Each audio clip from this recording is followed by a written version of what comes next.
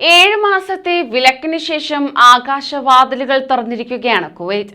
അങ്ങനെ നീണ്ട കാത്തിരിപ്പിനൊടുവിൽ പ്രവാസികൾ നേരിട്ടെത്താൻ തുടങ്ങി. കൊറോണ വ്യാപനം മൂലം പ്രഖ്യാപിച്ച വിലക്കുകളാണ് എടുത്തു മാറ്റിയിരിക്കുന്നത്. ഡെൽറ്റ വകഭേദമാണ് അവസാനമായി കടുത്ത വിലക്കുകൾ പ്രഖ്യാപിക്കാൻ കാരണമായി മാറിയത്. റെഡ് ലിസ്റ്റിൽ ഉൾപ്പെട്ടിരുന്ന ഇന്ത്യയിൽ നിന്നുള്ള പ്രവാസികൾ പോലും കടുത്ത ദുരിതത്തിലായിരുന്നു.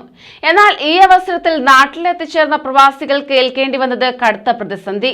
അത്തരത്തിലൊരു അറിയിപ്പാണ് കുവൈറ്റ് നൽകുന്നത്. നമസ്കാരം, പ്രവാസി മലയാളിയിലേക്ക് സ്വാഗതം. പ്രവാസി വാർത്തകൾക്കായി ഈ ചാനൽ സബ്സ്ക്രൈബ് ചെയ്യൂ.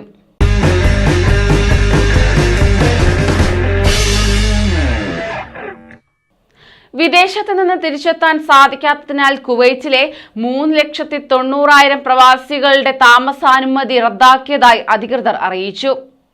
കോവിഡ് മഹാമാരി കാരണം വിമാനത്താവളങ്ങൾ അടച്ചിട്ടത് കാരണമാണ് നാട്ടിലേക്ക് പോയവർക്ക് തിരികെ എത്താൻ സാധിക്കാത്തത്.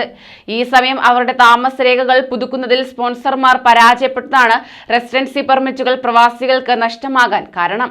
അതേസമയം നിയമവിരുദ്ധമായി ഇപ്പോൾ കുവൈറ്റിൽ 1.5 ലക്ഷത്തോളം പ്രവാസികൾ താമസിക്കുന്നുണ്ടെന്നാണ് സർക്കാരിന്റെ കണക്ക്. ഇവർക്ക് രേഖകൾ ശരിയാക്കാൻ ഇനി അവസരം നൽകാൻ പദ്ധതിയില്ലെന്ന് ഔദ്യോഗിക വൃത്തങ്ങളെ ഉദ്ധരിച്ച് കുവൈറ്റിലെ പ്രാദേശിക മാധ്യമങ്ങൾ റിപ്പോർട്ട് ചെയ്യുകയുണ്ടായി.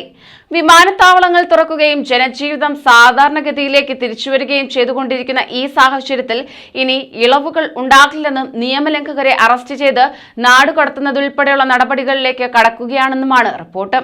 ഇതോടൊപ്പം തന്നെ ഇന്ത്യയിൽ നിന്ന് കുവൈറ്റിലേക്ക് ടിക്കറ്റ് ബുക്കിംഗ് ചതിയിൽപ്പെടരുതെന്ന് എയർ ഇന്ത്യ മുന്നറിയിപ്പ് നൽകുകയാണ്. ഇന്ത്യ കുവൈറ്റ് റൂട്ടിൽ എയർ ഇന്ത്യയും എയർ ഇന്ത്യ എക്സ്പ്രസും ബുക്കിംഗ് ഇതുവരെ ആരംഭിച്ചിട്ടില്ല.